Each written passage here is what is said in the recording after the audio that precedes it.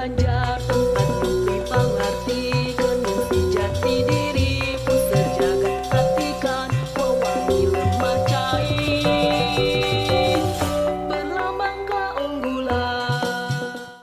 Assalamualaikum warahmatullahi wabarakatuh. Selamat siang semuanya. Kembali lagi kita berjumpa di Bisa N2 SMK Negeri 2 Banjar bersama saya Ida Farida yang kali ini sebagai hostnya, dan saya tentunya ditemani oleh narasumber atau bintang tamu kali ini adalah Ibu Yusmini sebagai guru BK di SMK Negeri 2 Banjar. Oke, selamat siang Bu Yus. Selamat siang. Apa kabarnya nih hari ini? Baik, Gimana nih? baik. Cuaca lagi nggak baik-baik aja nih saya rasa. Kalau cuaca panas, tapi kalau hati I'm fine. Masya Allah, tetap adem ya.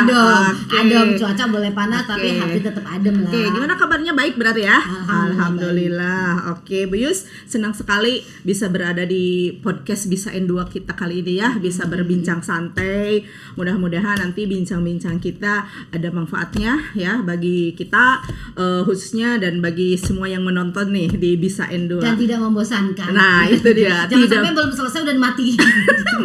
Iya, oke Bu Yus, untuk pertama kali nih podcast Bisa N2 itu mendatangkan tamu dari guru BK. Tentunya mungkin pemirsa di sana yang menonton ingin lebih mengenal apa sih BK atau bimbingan konseling di sekolah itu.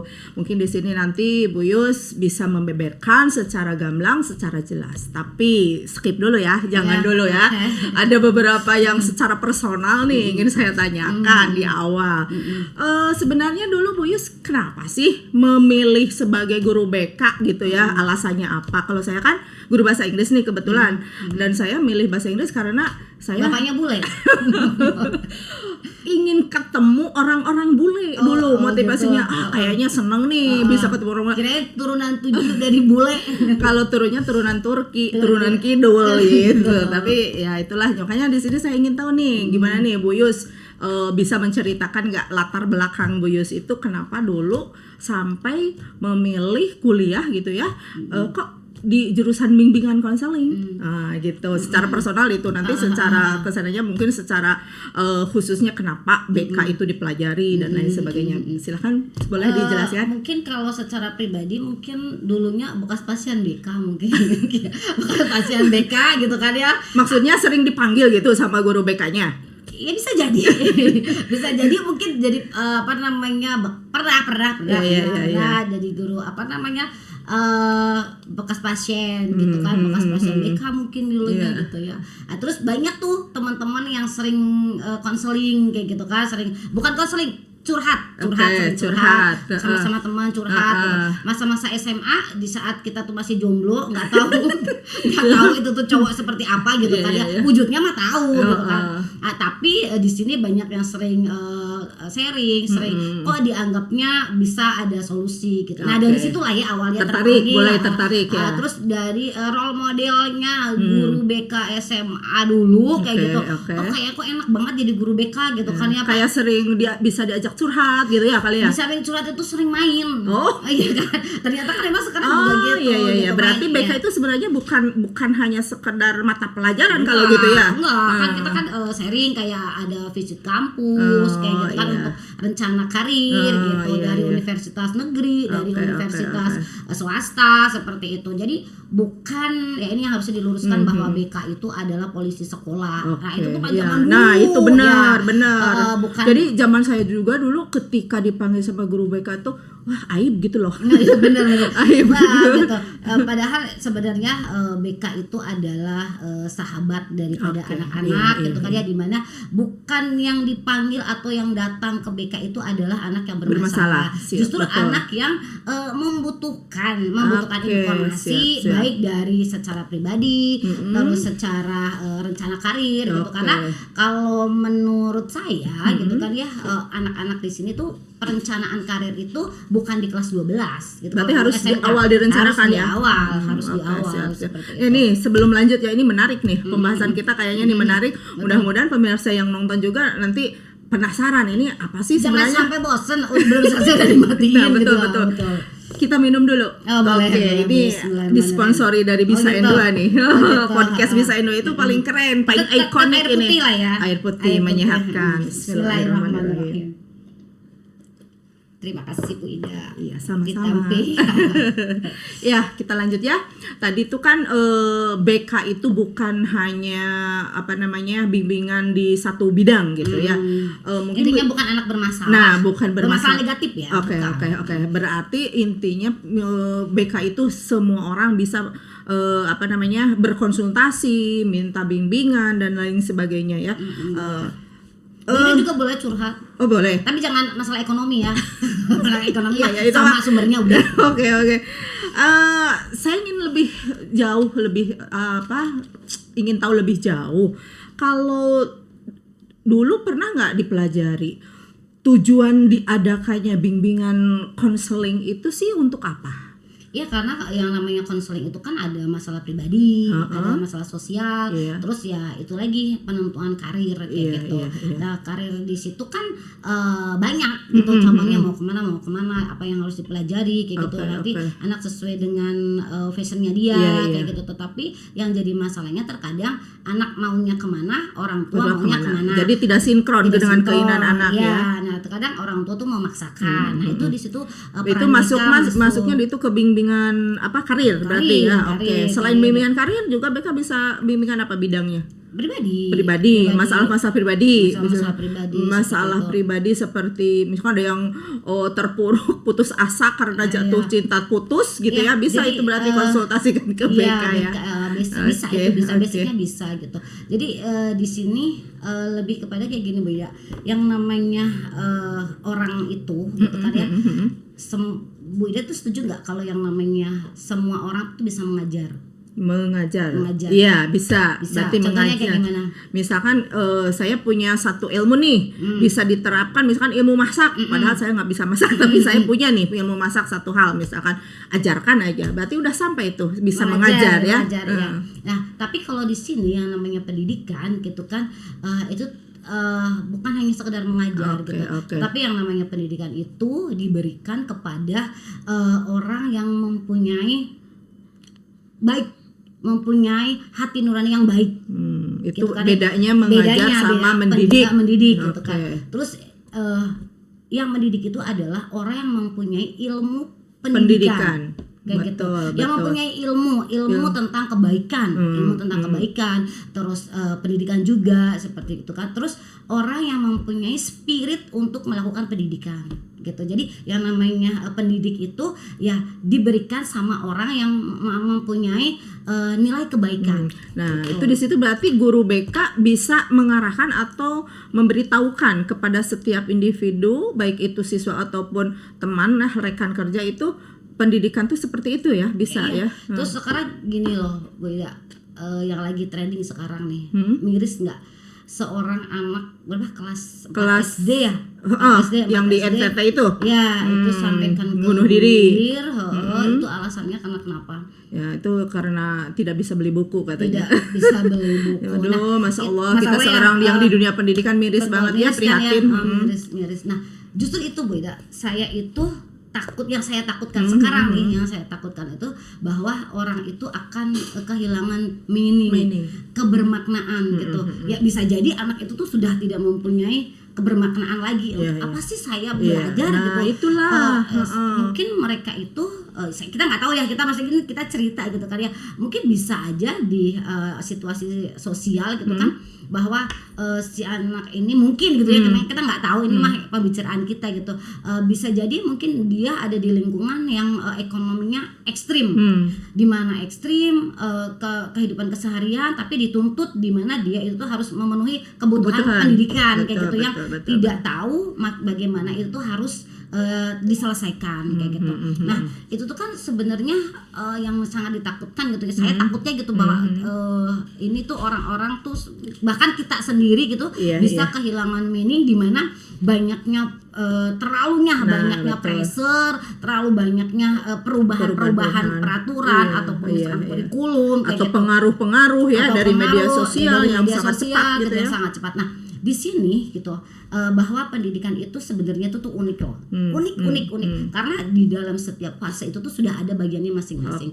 Contoh jadi seperti ini Bu Ida. Dulu nih kemarin saya tuh lihat lah ya, ada di TikTok tuh ada yang FYP bahwa di situ ada yang menceritakan gitu bahwa riwayatnya dulu roh itu kan punyanya Allah, ya kan? Roh itu punyanya Allah, bahwa sebelum si roh itu diturunkan ke rahim seorang ibu, berarti kan di dunia gitu ya, itu tuh sudah ditawarin dulu gitu, kamu mau saya turunkan ke bumi mau tidak?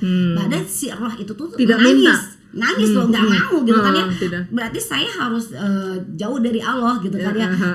Tapi nanti kamu akan ditempatkan pada orang yang dipercaya, yaitu ibu kamu ya, orang yang dipilih itu kayak gitu. Nah itu tuh tapi kan sudah tidak bisa menolak lagi ya kan. Nah itu adalah pembelajaran ikhlas, bahwa kita sebelum ketemu sama siapa gitu kan ya, kita tuh harus ikhlas gitu kan. Nah ikhlas itu tuh kan bisa untuk istilahnya modal bahwa kita itu untuk calling down, untuk menerima gitu kan ya, dari sekarang kita yang dituntut kan kerjaan kan kayak gimana gitu. Nah, seru nih.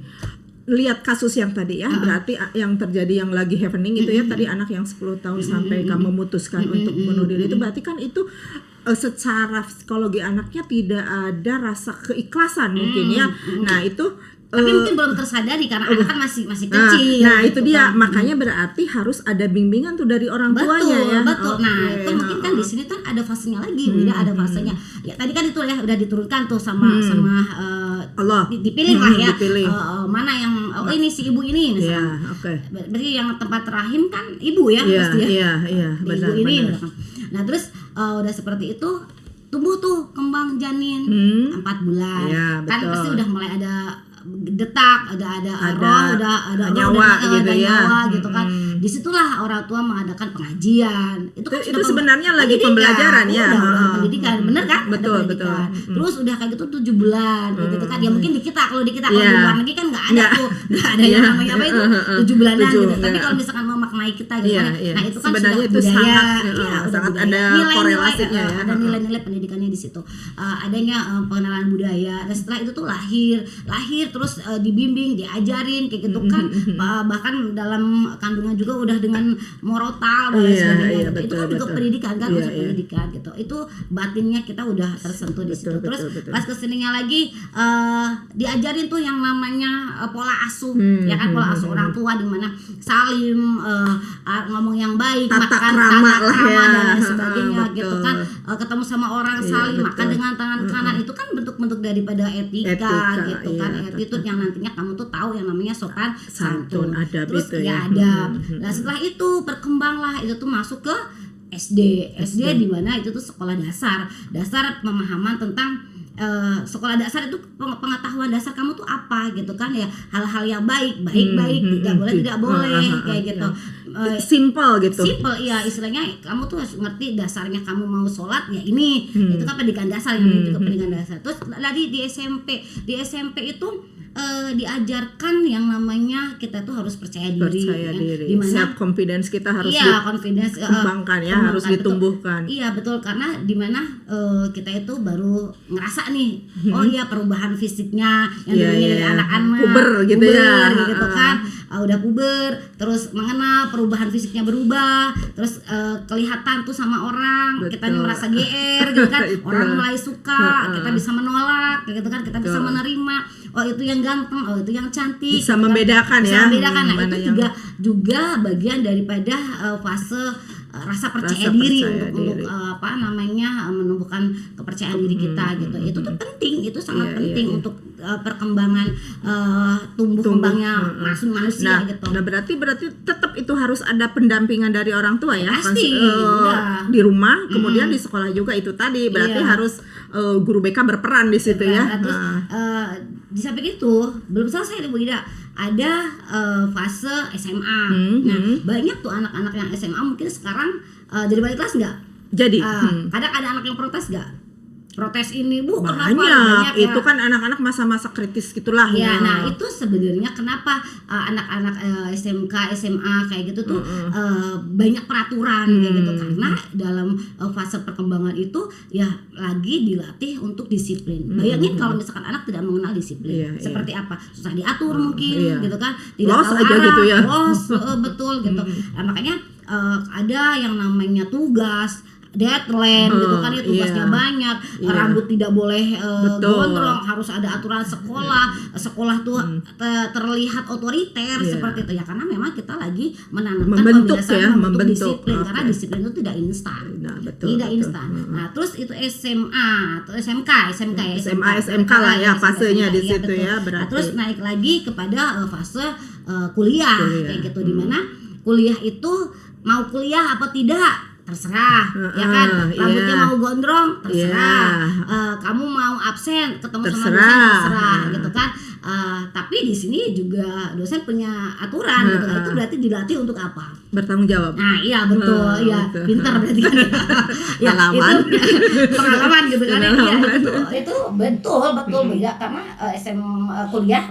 kuliah itu berarti kita itu lagi dibentuk untuk bertanggung jawab gitu. betul. Kalau misalkan kamu walaupun gondrong tuh, tapi misalkan nggak rapi, kutuan gitu gimana ya kan? Mesti Iya. orang juga insecure gitu. Iya. Terus tugas nggak diselesaikan gitu. Mungkin dosen nggak ngejar, nggak kayak Iya, guru iya, SMA gitu, iya. SMK Terserah gitu ya, Terserah. itu tanggung jawab Tanggung Anda jawab. gitu. Kamu di usia kuliah gitu, itu kan waktunya untuk berkoneksi gitu kan ya. Tapi dia cupu, dia tidak percaya diri kayak gitu kan. Nah, berarti ini ada fase-fase yang pernah tertinggal kayak gitu. Kenapa Oke. tidak percaya diri? Dulu pola asuhnya orang tua bagaimana gitu. Oke, Nah, baik. terus ditambah lagi fase di mana kita sudah dewasa kan, Iya, dewasa, sudah bekerja, mungkin sudah berkeluarga, Iya. kayak gitu kan, anaknya lebih daripada satu, gitu. Itu adalah fase di mana harus mendengar. Gitu. Iya, mendengar Masukan, kritikan, masukan, ya. kritikan, apalagi kalau misalkan pejabat tidak mau dikritik, coba bayangin gimana. Malah baper ya, Iya kan dikritik gitu. malah baper. Iya, Berarti kan betul. kita harus mendengar, harus menerima kayak gitu. Terus misalkan gini, usia kayak kita nih, makan udah semaunya seenaknya. Iya, iya. Pasti kan ada warning dari tubuh kan. Oke, Nah, itu kan oke. kita harus bisa mendengar. Menjaga, Oh ya, saya itu mendengar. harus mengurangi garam biar tidak tensi tidak Iya, gitu kan. iya. Ya contohnya Oke, seperti itu kan. betul. Berarti kan kita tuh harus mendengar, sudah waktunya kita tuh harus mendengar gitu. oke. Karena mendengar di sini bukan hanya mendengar secara wujudnya mendengar. Wujud, iya, Tapi ya itu kita harus sudah ada pengingat lah gitu kan, iya, pengingat bahwa kita itu setelah semua tercapai fase ini kita mau kemana sih? Nah, apa Gitu sih ya, yang apa tujuan sih akhirnya gitu kayak ya. gitu. Jadi tidak semata apa fase-fase yang kita lewati itu sia-sia mungkin Sia-sia lah, iya lah, tapi itu. ada apa namanya finish goal Iya, gitu ya. finish goalnya ada. Nah, Apa. terus dan gini lagi yang tadi saya bilang uniknya itu tadi ya, uniknya itu karena pendidikan itu kan yang tadi saya bilang itu tuh menjalin koneksi, terus masa-masa kuliah nih ya, wawasannya terbuka gitu kan, terus dengan banyaknya kita tuh ada pengalaman-pengalaman di situ. Nah itu tuh kan yang namanya pendidikan itu mempelajari sebuah pemahaman untuk merubah mindset. Oke, Ya kan? betul. kan? Iya, betul, Pemahaman betul. untuk merubah mindset di mana bahwa saya tidak harus seperti ini terus. Kalau misalkan saya mau maju, ya saya harus mempunyai pendidikan yang lebih berkoneksi dengan baik. Banyak orang, Saya harus fase-fase dilewati dengan dengan baik baik. kayak gitu. Nah, Oke, paham. ya itu sebelum adanya mindset itu gitu kan ya. Nah, itu tuh mindset itu tergerak adanya kolbuset yang baik kayak gitu. Ya itu tuh dari yang tadi mendengar itu loh. Nah, Kan iya. mendengar gitu kan ya. Kita tuh tahu mau kemana sih kita. Nah, itu tuh bagian daripada kolbuset itu Oke, gitu. manajemen kolbu, Oke. manajemen kolbunya bagus, mindsetnya bagus, pasti rezeki akan ngikutin, itu tuh aset gitu betul, kan. betul. Nah, seperti Oke, itu. Bu Yus, ini sangat menarik sekali. Intinya mungkin ya untuk melewati fase-fase itu, dan itu ada kaitannya dengan pendidikan ya, pendidikan dari masing-masing individu itu, dari mulai fase 1 sampai kata di dewasa itu berarti tetap ya harus ada arahan pendampingan dari orang tua mungkin ya, kemudian kalau di sekolah dengan guru BK itu Iya. ya. Bukan guru BK aja.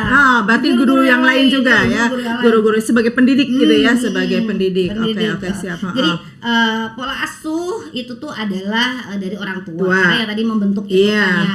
Nah kalau misalkan naturalnya adalah kita itu tuh sudah dibentuk Iya, dari ikhlas itu tadi gitu kan ya. Udah turut, terus pola asuh orang tua, Pembentukan begitu pembentukan ya. dasarnya. Terus kita besar itu dipengaruhi oleh lingkungan. Nah, betul. Gitu. Kalau misalkan kita dibentuk itu sama orang tua, tapi yang namanya Lingkungan, lingkungan itu tuh pengaruh ya? mempengaruhi perkembangan daripada personal itu Iya, sudah pasti kayak gitu. betul. Jadi kalau misalkan sama anak nih, udah kamu itu main sama siapa aja, nggak usah pilih-pilih. Kalau sekarang tidak bisa seperti itu, main harus pilih gitu, pilih yang membawa dampak baik kayak gitu. Jangan hanya main itu sebanyak-banyaknya tapi kalau akhirnya ngebentuk kita untuk tidak baik gitu. Oke, satu lagi nih. Sebagai guru bimbingan konseling itu layanan itu kan ke murid ya untuk di sekolah itu. Tapi sebenarnya mungkin ketika nanti diperlukan nih untuk manggil orang tua murid yang ada di sekolah ini di kita, berarti itu termasuk bisa ya bentuk layanan BK juga ya. Bisa ya. Jadi nanti jatuhnya kolaborasi mungkin ya. Betul, Antara kolaborasi kayak gitu antara orang tua gitu ya. Kita kan harus ada sinkron gitu kan sama orang tua, nah, konfirmasi ini betul atau Iya, tidak dan betul. sebagainya. Nah, kalau itu semua dijalankan mungkin anak-anak murid-murid kita soleh-solehah ya kayaknya. Sekarang juga soleh. Soleh. Sekarang juga soleh. Enggak di percaya enggak sih kita itu tuh menilai anak tuh tidak ada yang bodoh, tidak ada yang pinter gitu. Iya, kan. cuma ada sedikit yang mungkin penasaran nih ini melakukan ini, padahal itu bukan seharusnya dilakukan. Mungkin itu karena ya karena apa ya basicnya itu yang namanya anak kan kepribadian masing-masing. Gaya belajar aja kan masing-masing iya, gitu. tetap, Ada kinestetik gitu kan ada dan sebagainya gitu. Kan masing-masing juga berbeda-beda. Jadi kalau misalkan sekarang logikanya guru itu ngajar di jadwal, ada jadwal kan jam sekian. Pelajaran sama, ruangannya sama gitu kan. Tapi kenapa? Ada yang fokus, ada yang tidak fokus, ada yang nilainya sedikit, ada yang nilainya bagus, ada ya kan karena memang basicnya ya kan beda-beda. Tetapi di situ gitu. tetap tujuan kita sebagai pendidik harus sebisa mungkin mengarahkan, membentuk supaya murid-murid itu bisa mencapai tujuannya itu dengan sesuai harapan dirinya sendiri, harapan orang tua, mungkin keluarga dan lain sebagainya ya. Ya pokoknya yang penting apa ya, kita itu memang harus yang perlu kita pertahankan itu adalah kita jangan sampai kehilangan meaning itu tadi. Nah, itulah Jadi intinya ya. apapun yang kita langkahnya, kita mau kemana gitu, ke anak-anak juga bahwa ya jangan sampai kehilangan kebermaknaan. Kita enggak kebermaknaan sama percaya diri mungkin ya. Ya kalau untuk fase mah semua harus terpenuhi. Fase itu mah semua harus terpenuhi dengan baik. Kalau misalkan ada yang terlewati gitu, berarti nanti akan ngefek di fase berikutnya. Di akhirnya, di fase berikutnya. Bayangin aja kalau misalkan Bu Ida fase percaya dirinya terlewati gitu kan ya. Nah, nanti di saat munculnya nanti harusnya fase mendengar misalkan ya. Baru muncul rasa percaya diri gitu. Telat gitu ya. Bahaya nanti pubernya di akhir gitu kan. Gitu. Nah, itu karena tuh yang menjadi tidak tepat itu di situ gitu. Gitu. Jadi kalau fase ya itu sebaik mungkin harus terpenuhi dengan baik seperti itu. Tapi karena maksud saya tuh gini, dengan perkembangannya zaman, dengan perkembangannya pressure dari bukan menyalahkan siapa-siapa gitu ya, tapi maksudnya yang kita hadapi sekarang gitu kan ya, kenyataannya gitu dengan ya. Adanya media sosial misalkan betul. kayak sekolah nih harus begini, harus di-upload, harus di semuanya harus begini. Betul. Nah, takutnya itu hanya pansus gitu ya. Ya, nah makanya jadi jangan sampai kita tuh terbawa terus lupa atas kebermaknaan itu gitu. Betul. Maksudnya tapi gimana ya itu kan sekarang itu dunianya gitu loh gitu. Tapi menurut pandangan guru BK tuh gimana? Ya makanya bukan guru BK guru tapi semua pendidik. Ya, tapi maksudnya gini loh. Ya itu makanya bahwa jangan sampai kehilangan kebermaknaan itu, dan kita itu tuh harus mempunyai kontrol gitu loh, kontrol sendiri bahwa jangan sampai kita tuh juga jadi yang bebas kebablas gitu. Karena harus ada karena kontrol. maksudnya jangan sampai juga kita itu kelihatan di luar bagus misalkan kayak gitu kan, tapi pas di dalamnya Tidak anak-anak, contoh sebagus misalkan yang- anak-anak atau misalkan kita juga ternyata rapuh gitu Nah, loh. Nah itu, ini kalau misalkan itu harus ada penyeimbang gitu. Nah, itu jadi- Penyeimbangnya gimana ya, kontrol daripada ya apa namanya, pemangku kebijakan kayak gitu kan, dari lingkungan kerja sendiri, atau misalkan lingkungan kayak kalau misalkan kita mau ngomongin kita sebagai teman sejawat gitu kan ya, berarti itu harus ada kontrol daripada pemangku kebijakan. Terus kita kontrol kita sebagai teman Oke. sejawat sendiri Iya. kayak gitu, bahwa ya itu kita tuh saling Saling menjaga menjaga. Berarti- dalam hal ini kita jangan sampai kehilangan kebermaknaan bahwa kita datang dari rumah mau bekerja itu tuh kita tuh cari apa sih? Tahu saya mah hanya memenuhi kepentingan Betul aja. aja. Saya mah Nggak- hanya kewajiban aja. Nah, gitu. Tapi beda kalau misalkan kita datang sudah, saya mau ketemu si ini, mau cerita ini. Beda ini rohnya gitu ya. Beda, saya mau ibadah saya. Heeh. Itu kan berarti masih ada kebermaknaan. Nah, sama halnya dengan anak sekolah nih. Kamu mau sekolah gitu. Saya mau nunggu MBG. Hanya itu. Misalkan kan hanya itu. Atau hanya menghabiskan waktu gitu daripada di rumah diam misalkan gitu ya. seperti itu. Atau hanya sekedar ya udahlah nggak tahu tujuan. Nah itu jangan sampai seperti itu. Makanya ya kontrol itu penting. Tetap gitu. ya harus ada kontrol gitu. Iya, Dan iya. antara kita saling kontrol, Iya. teman sejawat, pendidik dengan siswanya, terus antara mereka juga Iya. seperti saling mengingatkan. Jadi ya kita juga sebenarnya. harus menyadarkan sama anak bahwa ya, mana itu tanggung jawab, apa namanya, kamu sekarang lagi ada di fase Mana, disiplin, ya memang wayah nah harus ikuti gitu kayak fase gitu. itu karena kamu lagi di situ sekarang Jadi Mas Ana, makanya gitu jangan ya. sampai anak tuh merasa saya itu tuh ditekan di sini, pressure itu Iya, gitu. iya, Nah iya, itu kembali lagi ke anak yang tadi gitu kan ya, mungkin ya itu fase mana yang terlewat Oke, kayak gitu. iya, iya. Apakah ini memang pengawasan orang tua yang tidak paham? Oke ya. Seru sekali perbincangan kita siang ini, Bu Yus. Terima kasih sudah bisa hadir di podcast Bisa N2 SMK Negeri 2. Mudah-mudahan perbincangan kita kali ini membawa manfaat khususnya bagi kita ya sebagai sekarang yang berbincang langsung. Wah, sangat menarik sekali. Saya juga terus terang banyak ilmu baru nih di sini gitu ya, bisa didapat gitu dari Bu Yu sebagai guru BK. Mudah-mudahan bagi yang melihat podcast kita gitu, mudah-mudahan tadi itu tidak bosan dan tidak di skip gitu ya, dan bisa melihat sampai akhir ini sangat banyak sekali manfaatnya. Mudah-mudahan banyak subscribe. Oke, terima kasih untuk waktunya bincang-bincang kita di Bisa N2 kali ini. Mudah-mudahan kita bisa bertemu di lain waktu. Terima kasih. Oke, saya host bincang santai N2 kali ini mengucapkan terima kasih atas perhatiannya. Sampai jumpa di bincang santai N2 di lain kesempatan. Wassalamualaikum warahmatullahi wabarakatuh. SMKN 2 Banjar, generasi Santika, generasi